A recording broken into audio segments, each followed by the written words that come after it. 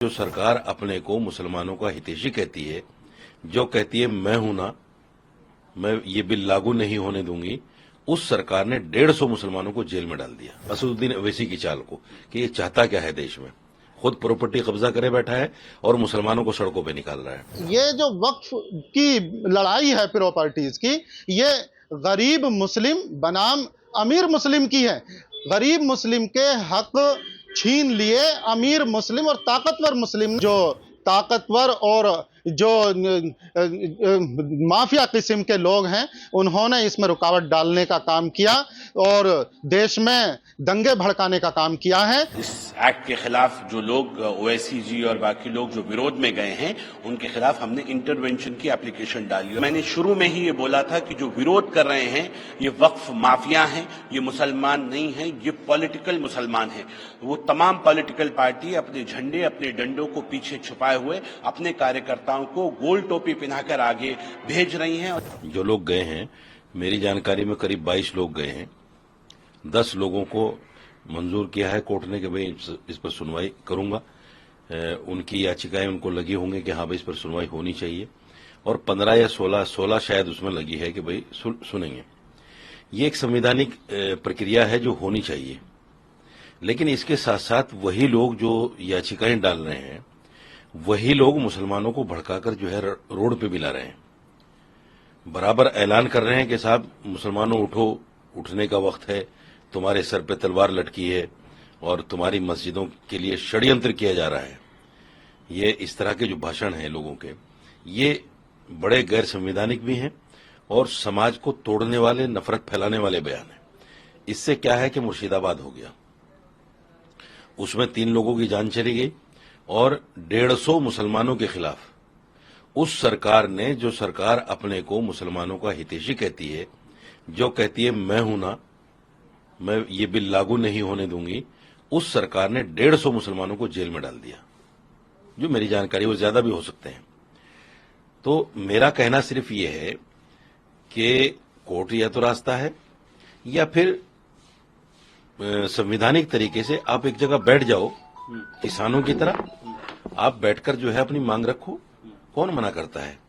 लेकिन मुसलमानों को, मेरे नौजवानों को, मेरे समाज के लोगों को आप सड़कों पर लाकर उनको पत्थरबाज साबित करने की कोशिश मत करो। उन पर टैग लगा हुआ है कि मुसलमानों पर कि ये पत्थरबाज हैं, दहशतगर्द हैं, आतंकवादी हैं। मैं उन पर से ये टैग हटाना चाहता हूं।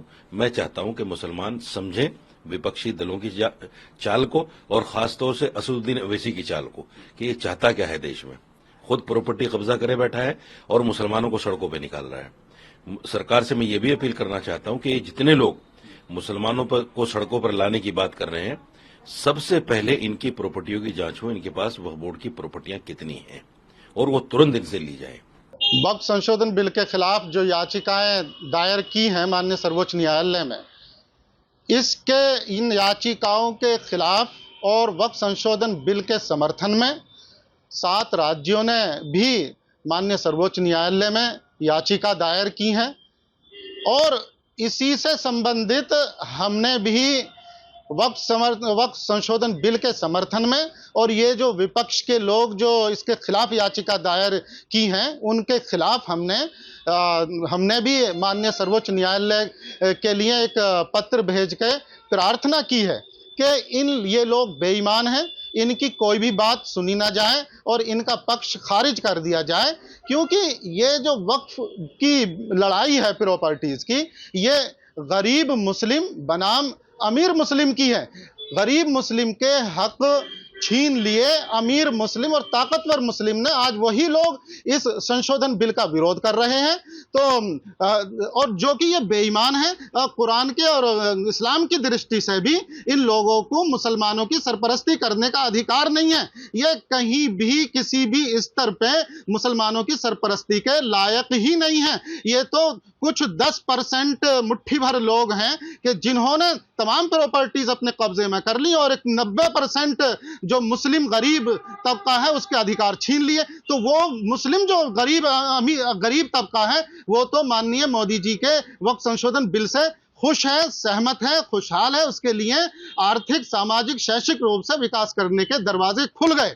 और इन्हें ये बुरा लग रहा है, ये जो कि पंछी, ये जो गरीब मुस्लिम है, ये निकल के विकास की तरफ जा रहा है, तो इनकी घबराहट बढ़ रही है, बहुत परेशान है। माननीय सर्वोच्च न्यायालय से हमें पूरी उम्मीद है कि गरीब मुसलमानों के हक की लड़ाई में ये जो अमीर मुसलमान हैं, इन्हें हार होगी और इनकी याचिका खारिज होगी। हम तो चाहते हैं कि इन्हें इनके खिलाफ कोर्ट भी होनी चाहिए और गुमराह करने और माननीय सर्वोच्च न्यायालय का टाइम खराब करने के लिए भी इन्हें कोर्ट भी होनी चाहिए। मुर्शिदाबाद की घटना को लेकर के राष्ट्रीय ह्यूमन राइट्स कमीशन ने जो संज्ञान लिया है, तो हम ये चाहते हैं इस जांच में दूध का दूध, पानी का पानी निष्पक्ष तरीके से होनी चाहिए और जो दोषी हैं उन्हें कठोर से कठोर सजाएं होनी चाहिए, क्योंकि जो गरीबों का हक दिलाने के लिए केंद्र सरकार ने काम किया और उसके खिलाफ जो ताकतवर और जो माफिया किस्म के लोग हैं, उन्होंने इसमें रुकावट डालने का काम किया और देश में दंगे भड़काने का काम किया है। तो ये ऐसी घटनाएं दोबारा ना हो, ऐसे लोगों के खिलाफ कठोर से कठोर कार्रवाई सुनिश्चित की जाए। वक्फ अमेंडमेंट एक्ट जिस तरह से उम्मीद आया है और देश की सरकारों की दोनों सदनों की मोहर लगी है, उसके बाद महामहिम राष्ट्रपति जी की अनुमति के बाद वो कानून बन गया है, उसके खिलाफ बहुत सारे लोग सुप्रीम कोर्ट पहुंचे हैं। हम भी उसमें सुप्रीम कोर्ट पहुंचे हैं और हमने भी इंटरवेंशन के लिए एप्लीकेशन मूव की है। हमारा मानना है कि हम स्टेक होल्डर हैं और हमें भी सुना जाए, क्योंकि नीचे ग्राउंड जीरो पे हम हैं।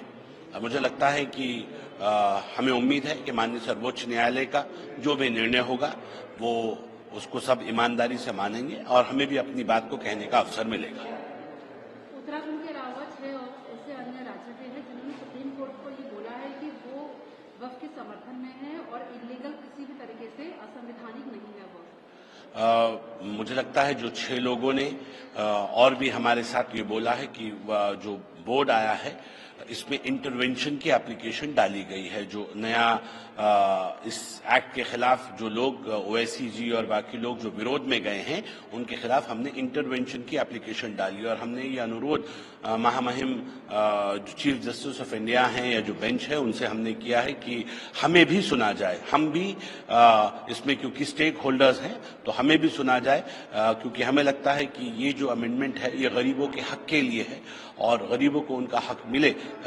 इसमें जो लोग इसको रोकना चाहते हैं तो उनको सुनने के साथ साथ हमें भी सुना जाए, उससे पहले कोई जजमेंट ना दे दिया जाए जिससे जो ग्राउंड जीरो पर लोग हैं वो आहत हो जाएं। दीदी ने जिस तरह का पश्चिम बंगाल में उनकी सरकार के नेतृत्व में नंगा नाच हुआ है और जिस प्रकार पूरे जो पश्चिम बंगाल है, खासकर मुर्शिदाबाद का जो क्षेत्र है, वो पूरी तरह से जल रहा है। और मैंने शुरू में ही ये बोला था कि जो विरोध कर रहे हैं ये वक्फ माफिया हैं, ये मुसलमान नहीं हैं, ये पॉलिटिकल मुसलमान हैं। वो तमाम पॉलिटिकल पार्टी अपने झंडे, अपने डंडों को पीछे छुपाए हुए अपने कार्यकर्ताओं को गोल टोपी पहनाकर आगे भेज रही हैं और ये वही लोग हैं जो आज से पहले भी पॉलिटिकल मर्डर्स कर चुके हैं, आज से पहले भी बंगाल को अराजकता की भेंट चढ़ा चुके हैं। ये वही लोग हैं जो आज गोल टोपी का सहारा लेकर अपनी राजनीतिक रोटियां सेक रहे हैं।